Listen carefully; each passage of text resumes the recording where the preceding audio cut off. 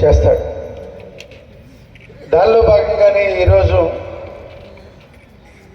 ఏదైతే వైఎస్ఆర్ పార్టీ ప్రభుత్వం ఈ రాష్ట్రానికి జగన్మోహన్ రెడ్డి గారు ముఖ్యమంత్రిగా ప్రమాణ స్వీకారం చేసిన దగ్గర నుంచి కూడా ఇస్తాలనేటువంటి సంక్షేమ కార్యక్రమాలు అనేక కార్యక్రమాలు అందిస్తున్నప్పటికీ అందులో ముఖ్యమైనటువంటిది అవాతాతలు ఆనందంగా ఉండేదానికి వారికి ఎక్కడ కూడా ఆర్థికపరమైనటువంటి ఇబ్బందులు కలగకుండా చేయి చాపి వేరే కానీ కన్న కొడుకుని కూడా అడిగేటువంటి అవసరం లేకుండా ఆ రోజు మీ ముందుకు వచ్చి ఆ ఓటు అడిగేటప్పుడు ఆ శాసనసభ్యులను గెలిపించమని చెప్పేటప్పుడు 3,000 రూపాయల దాకా పిచ్చుకుంటూ పోతామని చెప్పాడు.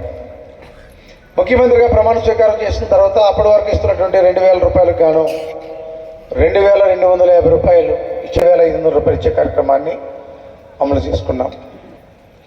4 సంవత్సరం వచ్చేటప్పటికి ఇంకో 250 రూపాయలు పెంచి 2,750 రూపాయలని గత సంవత్సరం సంక్రాంతి ముందు తీసుకున్నాం.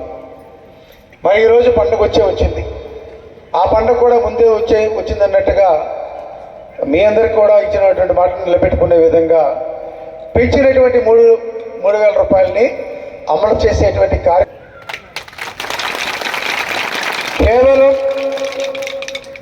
మన దేవరాపల్లి మండలానికి ప్రతి నెల అందరికీ ఇస్తున్నటువంటి పెన్షన్ ఎంతో తెలుసా? ఎవరికి వాళ్ళని. కానీ మండలంలో ఉన్నటువంటి 27 గ్రామ పంచాయతీలకు ఇస్తున్నటువంటి పెన్షన్లు ఒకరికి ఇస్తున్నటువంటిది 3,000 అయితే నెలకి దేవరాపల్లి మండలానికి ఇస్తున్నటువంటి పెన్షన్లు 3 కోట్ల రూపాయలని ప్రతి నెల ఒకటో తారీఖు ఇస్తున్నారు. 3 కోట్లు.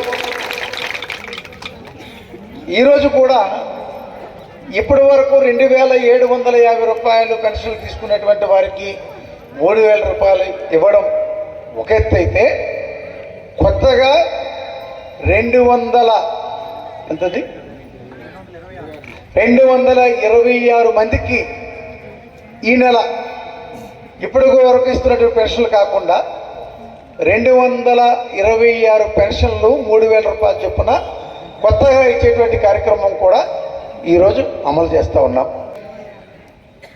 మీరు ఎప్పుడా అని ఎదురు చూస్తున్నటువంటి 3,000 రూపాయల పెన్షన్ ఇచ్చేటువంటి కార్యక్రమం అమలు జరుగుతుంది.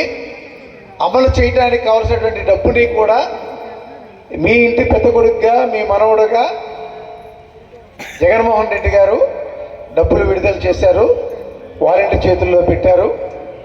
ఈ క్షణం నుంచి మీ అందరికీ కూడా 3,000 రూపాయలు చేసే కార్యక్రమం అమలు చేయబడుతుంది.